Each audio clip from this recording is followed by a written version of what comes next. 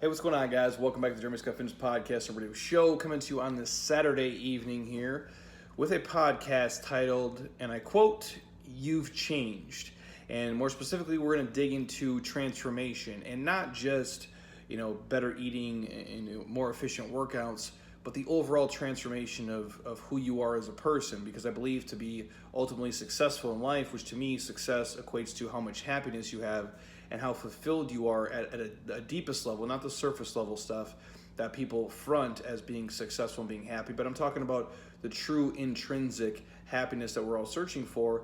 This is the path I'm going to take you down here. Now, I took this from some copy that Tommy Baker from Resist Average Academy had wrote, and again, Tommy's been on the podcast before. I've been on his. I'm going to have him back, kind of talk about his new book and all those things, but he wrote some copy and it was called "You've Changed," and it was talking about how I read it, transformation, and letting go of who you used to be to become the person you want to be. And it's perfect timing just for the fact of we're in our 47-day transformation now, which you guys know is our flagship transformation program. I believe they're on day 13. I have to do their video actually tonight to chat with them, because I think they're at the portion where they're talking about the success wheel. And any of you guys who have done any personal development stuff, I'm talking about a success wheel in terms of life happiness, whether that be in your fitness, in your nutrition, in your relationship, in your finances, in your career, in your bucket list items. And so we have them kind of do a self-audit of where they're at in their life and how does that wheel look and how is that wheel rolling to get them where they ultimately want to go. And again, when I talk about like us, and I've been doing this for well over a decade now in terms of like this is all I've done, and for the better part of 15 years.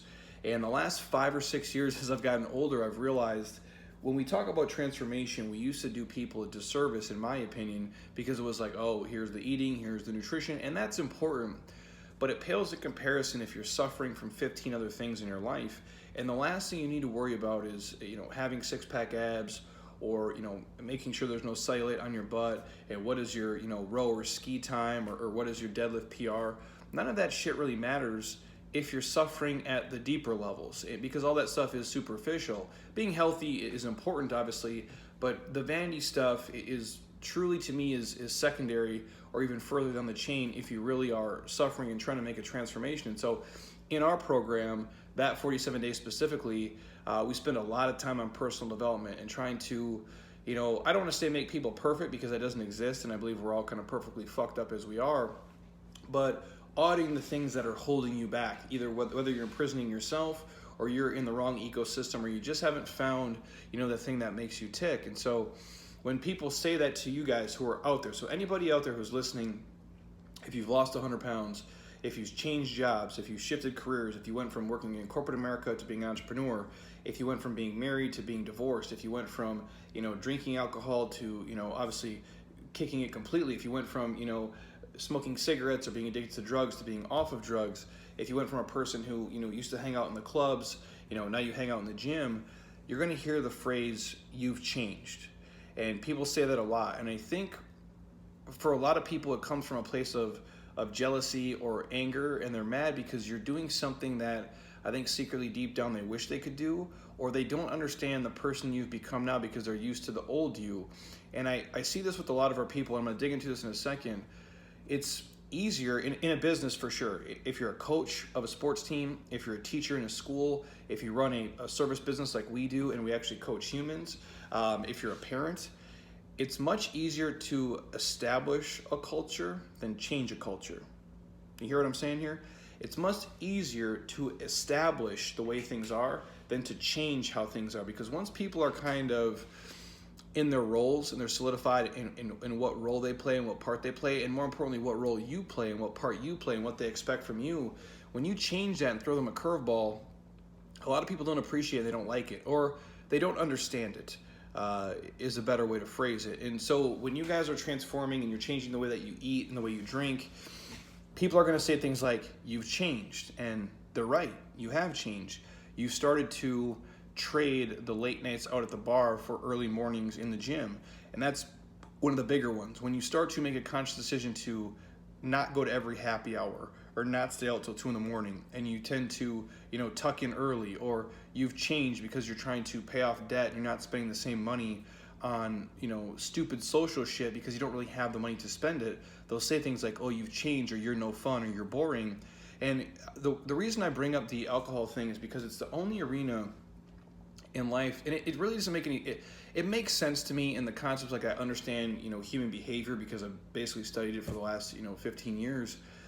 But it doesn't make any sense to me in the same sense because it's the only arena where you try to goad people into doing what you're doing and drink what you drink. And if, in the male-dominated world that I grew up in, if you didn't want to drink on like a Friday or Saturday night, and excuse my language here, they'd be like, oh, you're just a fucking pussy. Like, that's literally what guys would say to other guys. And I can promise you it probably always still happens, or you're being a little bitch. Like, that literally would be the terminology I would hear. And I'm that because I don't want to have drinks tonight because I'm tired, or I don't feel good, or just I drank 25 beers last night, and because I don't want to, puke and rally and do it the next day.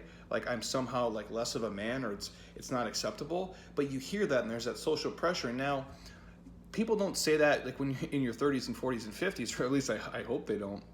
But it's like if you're at a social event or a happy hour, they'll question it. Oh, why aren't you drinking? Are you sick?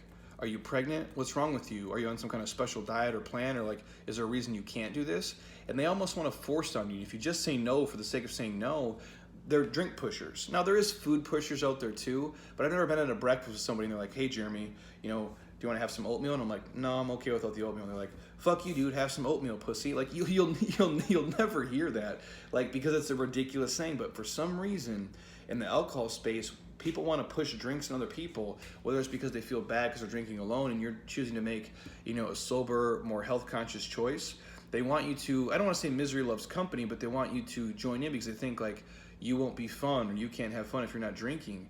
And I really don't understand that. So when you're starting to change that culture for a lot of you adults out there who are starting to not drink anymore or drink less, you'll hear things like, you've changed, and they're right, you have. Because what you're starting to do is, again, trade the late night drinking for early morning success. You've changed because you're starting to cut out negative people and the drains or the energy vampires in your life, and you're starting to replace them with healthy people, fitness people, positive people, people who are smarter with their money and their resources and their time. And that hurts the feelings probably of your old friends more often than not. And you've changed because you've stopped playing small and you started really thinking big, and you started really trying to live your dream and chase the things that are important to you and that make you happy, not what makes everybody else happy. And I'll touch on that in a second, how people literally will sacrifice their own happiness to be people pleasers, which I think is one of the worst fucking traits somebody can have, and I believe that. They're also going to say you change when you start deleting cheap entertainment for empowering content. Now, I'm not against watching TV. I'm all a fan of like really good TV and really good movies. And on a side note, I don't want to get lost here in my thought, but Mindhunters season 2 right now is on Netflix. And like, I rarely watch TV shows, but man, Mindhunters is a great show. Watch season 1 and then obviously get into season 2. I'm like on the 7th episode. It takes me forever to watch TV shows because I'm so busy with my other shit and what I love to do. But when you find a good show, man, I hold on to it. That and Yellowstone, which is on the Paramount Network, I believe. We just buy the seasons, my wife and I, because we can never watch anything in real time because A, our schedules are so erratic and we play off each other, and 2, we buy the seasons and we make a promise to ourselves because she's terrible at this. She'll watch like 8 episodes ahead and then I can't watch it. It ruins it for me. So in the show Yellowstone, where Kevin Costner is the main character, we've been watching it together and it's amazing. It's an amazing show. It's well worth, I think season 1's like $9. It's a steal, honestly.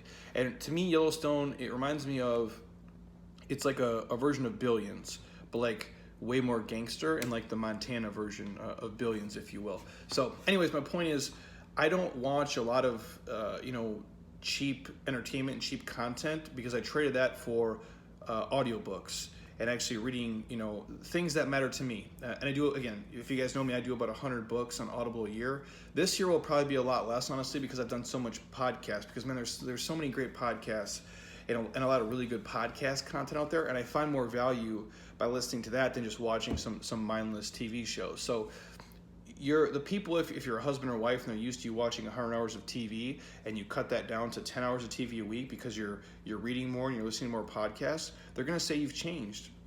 They're going to say you guys changed when you start to choose your own path, instead of living someone else's life and living their own path and just doing what everybody else is doing or trying to keep up with the Joneses. And when you start to walk to a beat of your own drum, a lot of people aren't going to understand it, especially if it's new to you guys. And again, like I said, you're changing a culture instead of have an established one from, day number one. And they're going to say you've changed when you start committing to creating a life and you're not trying to just escape from one. And I think a lot of adults out there right now are trying to escape from their life and they're not trying to create a life. And when you're the person out there who is like the pioneer of that, and you're trying to do something that the people in your ecosystem aren't used to, they're not going to understand it. And I'm not going to say they're going to drag you down, but they're going to say things like you've changed. And what you have to say is, I know, I have changed. And I appreciate you noticing all the hard fucking work that I've put into it and all the, not popular, the difficult decisions that I've made to make this change. And I'm glad you've noticed, the courageous, amazing moves and the intense self-work I've done on myself in the past 6 months, year, 2 years, 3 years. And for me personally, it's the past, probably 15 years in all reality. And you notice something about yourself when you go through personal development transformations, at least I have. And I'll share these stories because I don't give a shit what people think about me.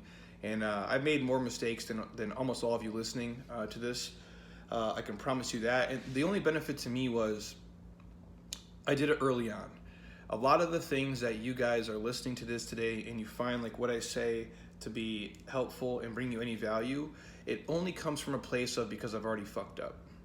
And I fucked up a lot. And I've noticed that about myself and the mistakes I've made and the people I've wronged and the poor decisions I was making. And as I'm driving here tonight, it's, again, just so you guys have reference, it's Saturday night. It's 6 o'clock. I headed home really quick in between the dates today because my car battery was dead and I had to sit at Jiffy Lube, which is different. I would never go to Jiffy Lube, but it's Saturday and our normal auto shop is not open. I'll share that story with you later about the people of Jiffy Lube. That's a whole podcast in itself. But as I'm driving back here tonight, and I was here early this morning, probably about 6:15 this morning on a Saturday, and I'll be back here tomorrow. But I love my life and I love my process, and this is who I am now. And I get a lot of enjoyment from these podcasts because I know you guys get something from it, and the feedback you guys have given me has been amazing, and I appreciate you for it. So please keep it coming, and I'll keep rambling on like this. But I've noticed, and I thought about when I was driving here, what did my old Friday and Saturday used to look like? And if I hadn't changed and shifted to become this person that you guys hear now and see now and, read what I write now and listen to what I say now, what would my Friday and Saturday nights used to be like? And I thought about this, and again, I'm going to go way back here. So I'm a kid at this point. And when I say kid, I'm talking, 16, 17, 18, 19, 20, probably even 21, 22. I started to snap out of it a little bit. And then obviously by 25, I really had my shit together. In quotations, I still don't have my shit together. But I remember, just one time, I was the dude who I would just hop into, a Suburban with, 6 other dudes, and you're hotboxing it, whether it's, you're doing drugs, alcohol is flowing, you're making a lot of stupid choices. First, the fact that I'm not dead or in prison is a miracle at this point. But I remember one time we're in this, a buddy of ours Suburban, and you're hotboxing and you're going down the highway. And the fact that we never got pulled over and arrested is literally just a miracle. And I don't know if you believe in God or the universe or a source energy, whatever the fuck you believe in, but somebody was looking down on me. And I remember just like, you're going on the road and I'm like, it's just out of my mind, I'm gone under the influence. And I remember I used to chew tobacco, you guys, like every single day, like a tin a day, every day for like probably the better part of 5 or 6 years. I was highly addicted to it. And I remember, we're going on the road and I'm just out of it. When you're under the influence, you make a lot of poor choices and you don't even realize it. And I remember I had a huge chew in my mouth, right? And I had 2 bottles next to me, and I had an empty Coke bottle, and then I had like a Coke bottle, and like one to drink out of, one to spit into. And I'm sure 20 minutes went by, and I didn't even realize this. I look at, when you guys chew tobacco, if you don't know this, you have like a spittoon or like a spitter, like an empty bottle to spit the excess in, unless you're gutting it, which embarrassingly enough, a lot of times I would gut it too, because when you're that addicted, it's what you do.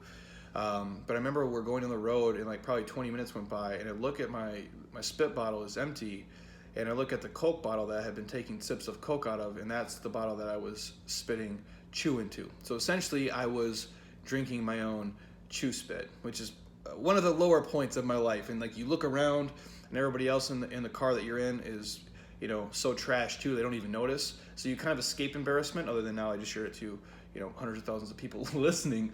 But the point being is that's who I used to be. And you realize in those moments, like, it wasn't that big a deal. You're like, that was really fucking stupid. But because you're a person who's on drugs and who's on alcohol, those kind of things kind of naturally happen, and that's who you are.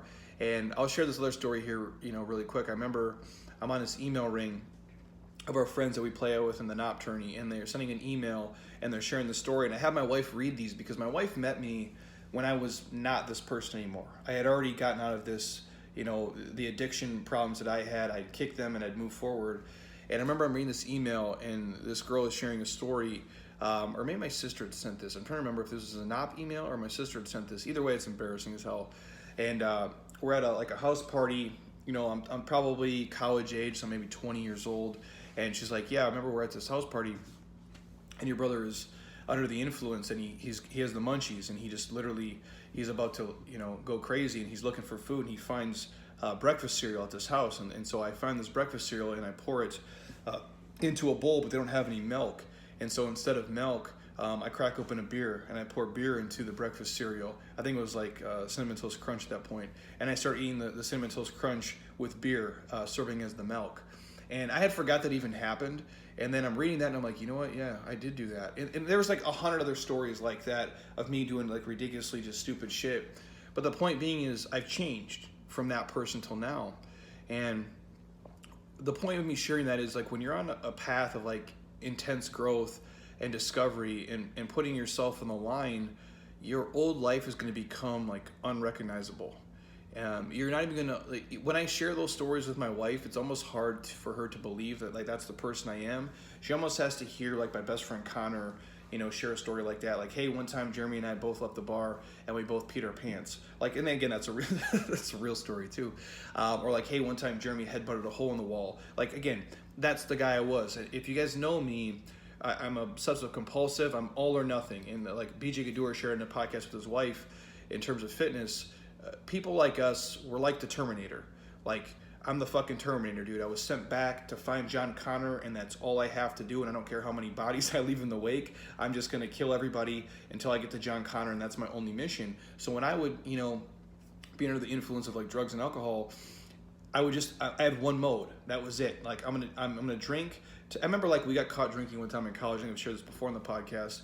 And they found like 100 beer cans in my room, and you have to go like in front of this board and stuff, and they had to do this alcohol class. And I'm young, so I don't understand the importance of it. And I remember she's like, "Who here drinks to get drunk?" And like, I'm the first dude to raise his hand. She's like, "That's a problem." I'm like, "Hey, lady," I'm like, I'm 19 years old. Like, I don't even understand the differences between beers. I'm just drinking to get fucked up, and because that was my mentality. Just drink as much booze as you possibly can, get as trash as possible, and just go as hard as you can. Because if you're gonna drink alcohol, be the best alcohol drinker. Like, if you're gonna smoke weed, like, be the best weed smoker. Like, if you're gonna do fitness, be the best person in fitness you can be. If you're gonna play basketball, be the best basketball player you can be. And it's a gift and a curse. Because when I was young, I couldn't control it and harness that power for good. And so anything I would do, I would try to be the best at it. If I was going to chew tobacco, I was going to be the best, tobacco chewer on the planet. And when you become older and mature, hopefully you can snap out of that. But for a lot of people, that's a transformation that it's really hard for them to make a change. And so that's what I say, when you're on a path of like really, intense growth and doing self-auditing and looking yourself in the mirror, which is really hard to do when you're fucking up. And the hardest part is when your life is not where you want to be and things aren't happening for you like you want them to happen to you. It's really hard to look in the mirror and understand like, wow, dude, you're the reason you're fucking up. You're the reason you're not happy. You're the reason you're not successful. You're the reason your life isn't going where you want it to be. And that's why I say when you really start to transform and change, people around you won't recognize you and they won't understand who you are and what you're doing. And you're going to have to maybe shift ecosystems. And not like you have to get rid of friends, but those friends are going to change, and they become sometimes just surface level friends. And I love the people I grew up with. They're great. For all their faults, I'm just as guilty as they are about the stupid things that we would do. But if they haven't changed at the scale that I'm changing, we can't be the same level of friends anymore, if that makes sense. I had to remove myself from the ecosystem. I had to remove myself from the activities. Like, hey man, I can't blaze up with you guys tonight. Hey man, I can't meet you guys at the bar tonight. Hey man, I can't go to the after bar with you. Hey man, I can't go to this house party with you, because I'm trying to make a shift in my life. Because what I'm doing is I'm on a course of self-destruction, and maybe you guys can handle it and still have a successful job and a career and a family and be happy, but I can't. This is fucking me up from the inside out, both physically and mentally in my case. And to me, honestly, the physical part of it, the toll that took on me in terms of health issues was probably my one saving grace. Like having my body not be able to take the abuse of alcohol and drugs and poor eating and lack of sleep and making me physically feel so shitty is probably the thing that saved me the most. Because if my body could have took it, my brain is like on a whole different level of like, man, you're going to be the end all be all of everything you're doing, and it's all destructive stuff. So what I was able to do was to transform that into, I'm going to be the healthiest eater I can be. I'm going to be the best fitness coach I can be. I'm going to be the best version of an athlete I can be. And when you do that, again, like I said, your old life becomes unrecognizable. And the truth is, transforming your body in terms of how you eat, how you train, how you sleep, your reading habits, your TV show watching habits, your spending habits of how you earn money, but more importantly, how you spend money and how you budget money, how you think about your life, how much gratitude you have in it, how much happiness you have in it, how you treat other people. That transformation, all of those things, is much more about letting go. And it's letting go of who you used to be. And letting go of the version of you that, not that you have to, I wouldn't say I'm embarrassed of the person I was. It's just I had to go through that, caterpillar to butterfly, if you will. If you want to think of like any kind of metamorphosis, I was going to be a butterfly no matter what. My caterpillar stage was just pretty fucking miserable. I had to go through the bumps. I had to take the losses. I did, and it took me doing it over and over and over again. And for what it's worth, I thank God and the universe and the people that I've met in my life, whether it's divine intervention or it was meant to be, or I put myself in the right ecosystem. I had to let go of the person I used to be to become this person, and I had to take those losses, and I had to make 57 stupid decisions and have some embarrassing moments and have some moments that admittedly I wish I could take back, but I can't. And I'm glad they happened for the fact that it all led me here to this point. And you have to be willing to let go of old habits and old routines. And if you have a hard time kicking those things, removing yourself from the ecosystem and replacing a shitty habit with a new one was probably the easiest thing that I was able to do. You have to be able to let go of old environments and old people. And again, I'm not telling you have to eradicate your friends, your family, but you have to change the relationship dynamic with them. And I've said this before on multiple podcasts. You can't change the people around you, but you can change the people around you. Now, I still have those same friends that we grew up with, a lot of them, and I'm fortunate enough to still be able to see those guys, maybe once, maybe twice a year. Most of them just once a year. And it's a good time, and we share laughs, and we share stories of, man, we should all be dead or in jail, and we're not. But I can't hang out with those guys every Friday and Saturday night. It's not going to work for me. And again, some of those guys can responsibly drink now and go hard a couple times a year, or just have one or two beers. And I've gotten way better at moderation with that stuff, but that's never going to be my strong suit. I'm not going to be the guy who can really just eat one piece of pizza or have one cookie or really have one beer. Now, I've gotten better with it, but it's because I'm not in the ecosystem, I'm not in the environment. And I can see it's very easy to wander back into that life. If you guys have ever dealt with substance abuse, or if you're an overeater by nature, or if you're an overspender, or whatever your thing is that drags you down, it's very easy to wander back into that life. And it takes almost a Herculean fucking effort to get out of it.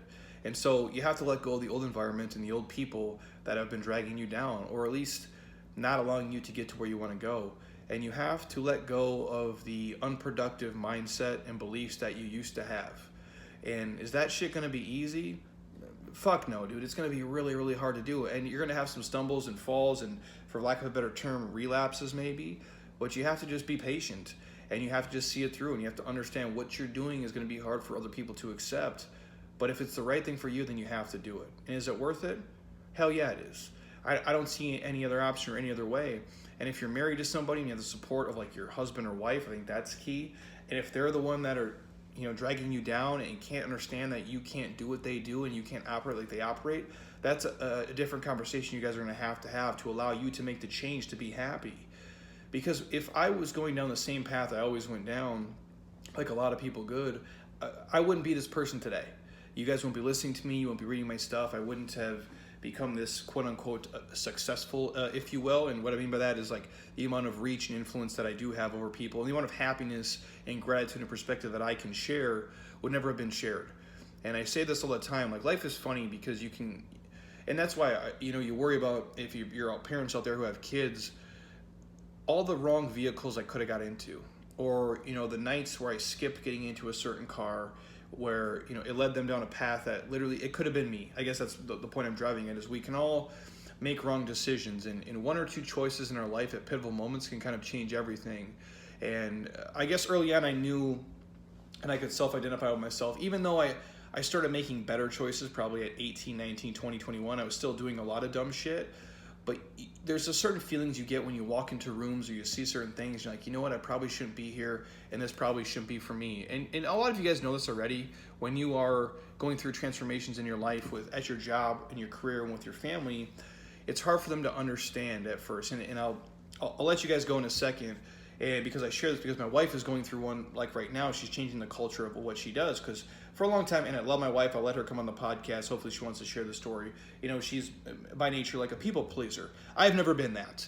I really don't give a shit. I would just do it because I was on my own self-destructive path. But she used to be a people pleaser by nature, and she would exhaust herself at a scale.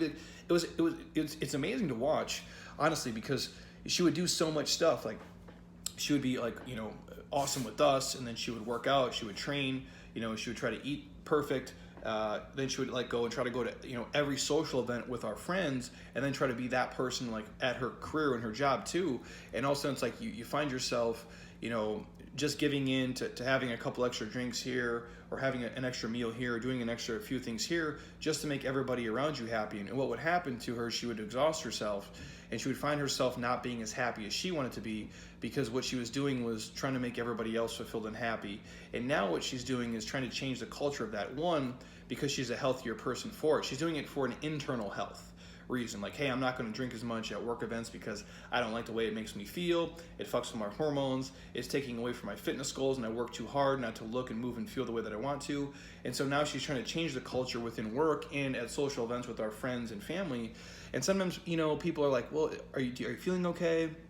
She gets a lot now. Are you pregnant? Because you're not drinking alcohol. Like, people don't really understand it because she's trying to, again, like I said, change a culture, not establish one. And so she's in a point like now where it's like it's difficult for her to, it's becoming easier, but she's having to do that. And a lot of you guys out there listening to this, you're going to have to do the same things.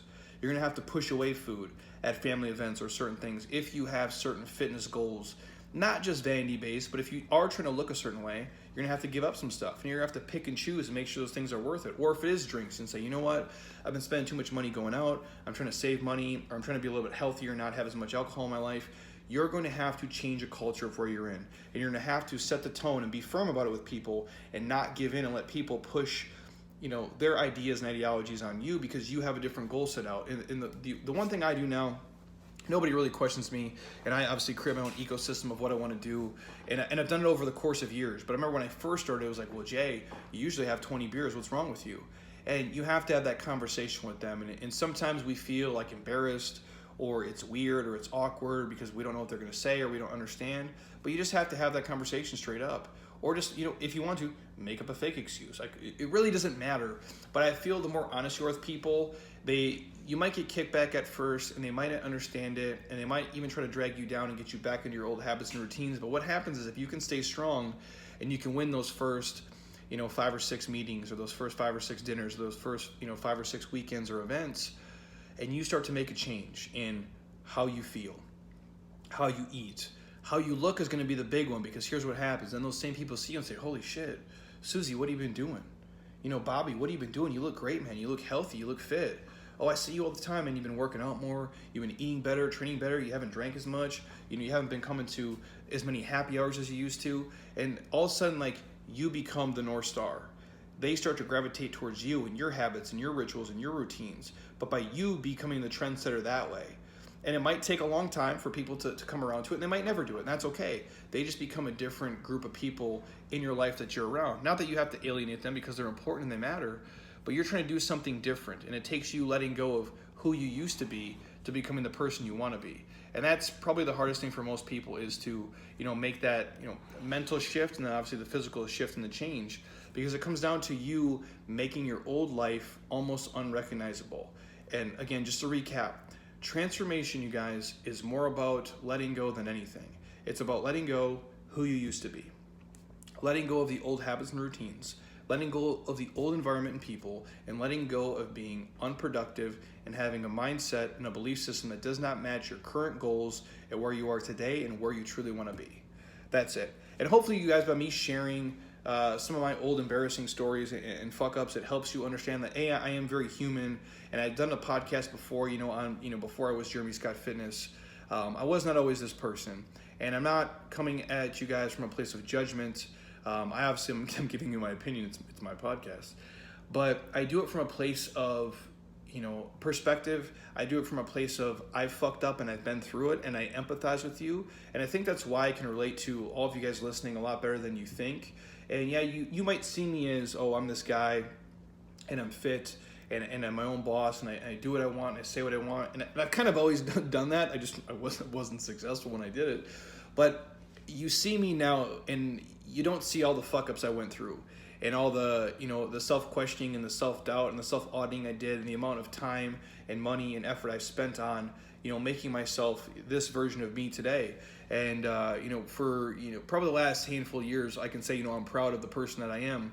And I'm always working to improve, because I'm far from perfect for sure, but I'm proud of the work I've put in. And it's been painful, and it's been hard to do. It's been much harder for me to change my natural Terminator tendencies, my OCD, my one-track mind, my addictive personality type, and harness it for good instead of poor choices.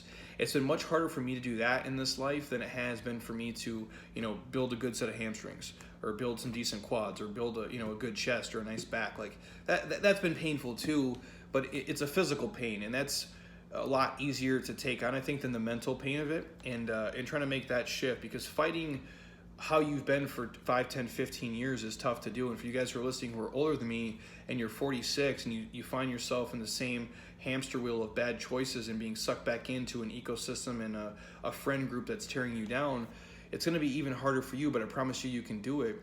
You just have to be solidified in who you are and be confident in it, and find, again, a partner, a buddy, a friend, somebody who can light you up, or listen to people like me, walk you through it, and know that when people tell you you've changed, it's the thing you should be proud of. It's the thing you should say thank you for. And they'll want to do the same thing at some point, or maybe they never will. But deep down, they secretly always do. It's just really hard for people to pull the trigger and do it. So if you guys are on a transformation journey, which I believe we all are at every point of life, that's why I love this business and this life for what we do, because it's not just tied to, split squats and macros. It's much, much more than that. That's the vehicle that brought you guys into my space.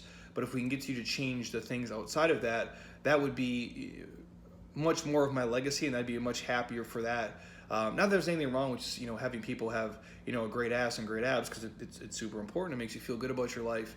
But it's when you can make the real changes of what you've been doing and how you're spending your time. Because I believe this, in this day and age, in 2019, I think we can all, live a pretty epic life. And if you're listening to this, you're already in a great place. And if you're not happy in the exact station you're at, just know you do have the power to change it. But it starts with you and nobody else. And that was the question and the thing I had to tell myself. And that was the hardest pill to swallow. It was like, hey man, your life isn't shitty. Your life isn't bad. You don't have it, as bad as you think you do. You have a lot more gifts than you're giving yourself credit for. Your problem is you just keep getting your own fucking way. And what I had to do was, swallow that hard truth and be like, hey, Jeremy, the reason that you're not successful and you're not happy and you're not fulfilled is because of the choices you're making, of how you're spending your time, how you're spending your effort, your energy, your money, and the people you're hanging around with. And once you change those things, and it won't happen overnight, but once you change those things little by little, watch how your life changes. And then the crazy thing that happens is once you do that, you don't have to search for awesome people. They find you. I think that's anybody who's dating, who's like, I'm looking for a husband, or I want to be, in a relationship, and that's a whole different podcast altogether. But they're always worried about, how can I find this? How can I find that? Don't worry about everybody else. Just worry about yourself. Make you the best version of you. Be the most confident. Be the most educated. Be the most mindful. Be the most grateful. Be in the best shape you can be in. Work on yourself, make you awesome, and I promise you, you will attract other amazing fucking humans. It just works that way. A lot of the reasons why I get to work with the people I work with in our profession or field is because I've turned myself into this version of me, and they're like, wow, this is a person that sounds and moves and talks and lives a life like I want to live, so I'd like to associate with that. And the byproduct is I do the same exact thing. It's kind of like, Rio recognizes real, as Jay-Z would say. And I believe that to be true. So again, you guys, when people tell you you've changed, it's not a bad thing. As long as you're doing it for the good and the better. But when you're on a transformation, there is like this kind of awkward phase that people aren't going to understand. But if you just commit to creating a life that you want and you stop trying to escape from a life you hate, I think that's when the real magic's going to happen. And there's a lot of people out there still living for the weekends, and they're trying to escape their life to go on vacation. They're trying to escape their life just to get to Saturday. They're trying to escape their life just to go to the bar and have a couple of drinks. And I'm not judging anybody, but I'm not trying to escape my life. I fucking love it, dude. And I'm a little bit weird. I know that. I'm on a podcast on a Saturday night at 6:30 at a Saturday, and I have the opportunity to do it. And inspiration struck me, so I wanted to spit it out. And I don't need to escape my life to go on vacation. Now, I love going to Hawaii and Newport Beach and Malibu and going home once a year. And there's going to Italy and Bora Bora and all the great places that we get to travel to often. And I'm super blessed by it. But I'm always happy to come home. I'm always happy to come back to my life and my routine and the ecosystem and the environment that I created. And that's my wish for all of you, that you don't have to escape your life on vacation, that you're not so stressed that you have to do drugs, that you're not so stressed that you have to drink, that you have to escape from your kids, that you have to escape from your husband, that you have to escape from work, and that if you do find things that you need for stress relief, that they be healthy things like reading or walking or fitness or hobbies that bring you joy and value, and they're not on a destructive path to just numb you and let the hours go by so you can live to you basically numb yourself another day. I don't want you guys to have to escape from your life. I want you to be able to create a life that you're truly fulfilled and happy with. And hopefully by listening to me share my past fuck-ups and ramblings, you can do the same. So hopefully you guys enjoyed that quick rant. Nothing crazy. Just wanted to share that with you. And know if you're on a transformation, you have a question of how I did something specific, I'm happy to share it. But it's never an easy process. And the reason I can empathize with all of you guys is because nothing has been easy for me in this life. Everything has been painfully hard to achieve and to accomplish and to hold on to and maintain. And that's why I think I can relate to you guys a lot more than you even understand. So if you're on iTunes right now, stop. Don't be a lazy ass. Drop me a 5-star on iTunes. Open up your iPhone or your iPad or your MacBook. Hit that 5-star button. Leave me a comment on anything. You can say, hey, Jeremy, I once poured beer on Cinnamon Toast Crunch and ate it too, and it tasted terrible. Lesson learned.